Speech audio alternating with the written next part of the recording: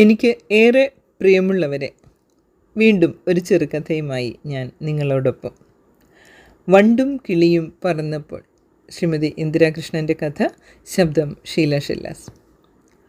പല്ല് തേച്ച് മുഖം കഴുകി വന്ന ഉണ്ണിയേട്ടന് ചായ പകരുന്നതിനിടയ്ക്കാണ് വാതിലിൽ മുട്ട്. ഇതാരാപ്പ? നഴ്സുമാരൊക്കെ വന്നു പോയല്ലോ. കാപ്പി കയ്യിൽ കൊടുത്ത് ഡോറ് തുറന്നു. ശരവേഗത്തിൽ ഒരാൾ അകത്ത് കയറി. അടുത്ത റൂമിലെ പേഷ്യൻ്റ് കണ്ടിട്ടുണ്ടെങ്കിലും പരിഭ്രമിച്ചു. നീക്കി ഇട്ടുകൊടുത്ത കസേരയിൽ ഇരിക്കാതെ ഉണ്ണിയേട്ടൻ്റെ ബെഡിൽ കയറിയിരുന്നു. ചായ വേണോ? ഉണ്ണിയേട്ടൻ സാമാന്യ മര്യാദയ്ക്ക് ചോദിച്ചതാണ്. ആയിക്കോട്ടെ. വേഗം ഒരു ഗ്ലാസ് ചായ പകർന്നു കൊടുത്തു. ചൂടൊന്നും പ്രശ്നമാക്കാതെ ഒറ്റയടിക്ക് കുടിച്ച് ഗ്ലാസ് തിരിച്ചു തന്നു. നമ്മൾ പരിചയപ്പെട്ടില്ലല്ലോ. ഞാൻ DYSP ചാക്കോ ജേക്കബ്. ചായ കുടിച്ചും കൊണ്ടിരിക്കുന്ന ഉണ്ണിയേട്ടൻ്റെ നേരെ കൈനീട്ടി. ഉണ്ണിയേട്ടൻ പാവം വലത് കൈയിലെ ഗ്ലാസ് ഇടത് കൈയിലേക്ക് മാറ്റി കൈ കൊടുത്തു. ഇവിടെ ഉണ്ണിയേട്ടൻ വെറുതെ പിടിച്ചിട്ടേക്കിയാ. സോഡിയം കുറവാന്നോ പൊട്ടാസ്യം കുറവാന്നോ കണസാ പറയുന്നുണ്ട്. കാശ് പിടുങ്ങാനൊരു വഴി. നിങ്ങൾക്ക് എന്താ അസുഖം? നല്ല ക്ഷീണമുണ്ടല്ലോ.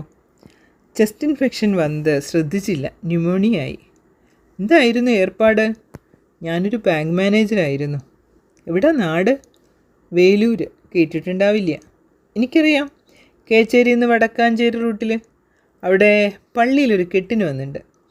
ഞാൻ കോതമംഗലത്തുകാരനാ. തൃശ്ശൂരാണ് താമസം. പിന്നെ വീരകഥകളിലേക്ക് കടന്നു. കഥാപാത്രം കുന്നംകുളത്ത് DYSP ആയിരുന്ന കാലത്തെ കേസുകളും വടക്കാഞ്ചേരി SI ആയിരുന്ന കാലത്തെ കേസുകളും നോൺ സ്റ്റോപ്പ്. അതിനിടയ്ക്ക് മേശപ്പുറത്തിരുന്ന ബാസ്ക്കറ്റിലെ ആപ്പിൾ കണ്ണിൽപ്പെട്ടു. ഒരാപ്പിൾ തരൂ, വിശക്കണോ? അതിരുന്ന് തിന്നിട്ടും ആളെഴുന്നേൽക്കണ മട്ടില്ല.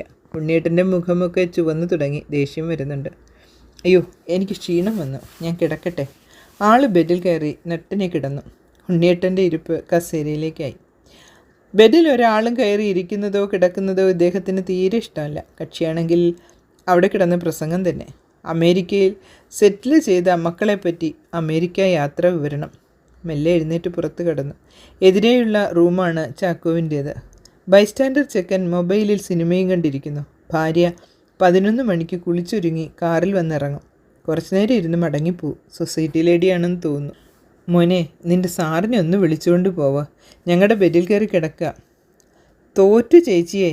അയാൾ ഞാൻ പറഞ്ഞാലൊന്നും കേൾക്കത്തില്ല. എൻ്റെ ഭർത്താവിന് തീരെ വയ്യ. അങ്ങേർക്ക് കിടക്കണം, ഭക്ഷണവും കൊടുക്കണം. ചെക്കൻ മനസ്സില്ലാ മനസ്സോടെ റൂമിൽ കയറി. പുറത്തു നിന്നേയുള്ളൂ. ചെക്കനെ വിളിച്ചുകൊണ്ട് വന്നതായി തോന്നണ്ട. അകത്തു നിന്ന് ഭയങ്കര ലഹള. നീ ആരാടാ? ഞാൻ DYSP ചാക്കോ ജേക്കപ്പ. നിൻ്റെ എല്ല് സൂപ്പ് വയ്ക്കും, പിന്നെ തെറിയുടെ ഒഴുക്കും. ആകെ വിഷമമായി.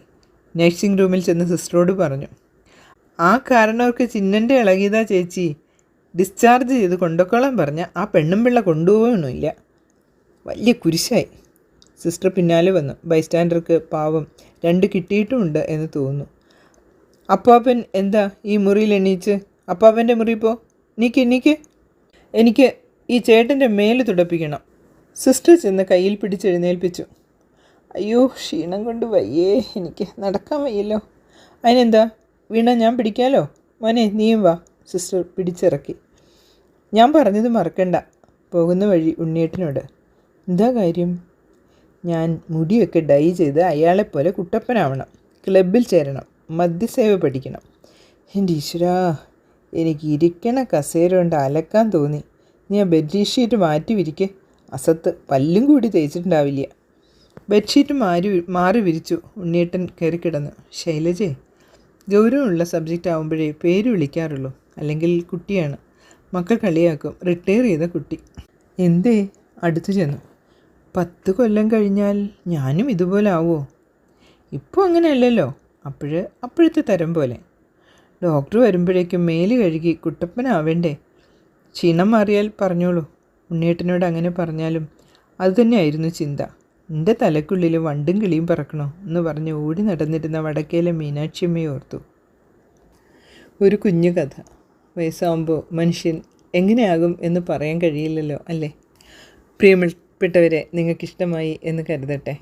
തൽക്കാലം വിടാം.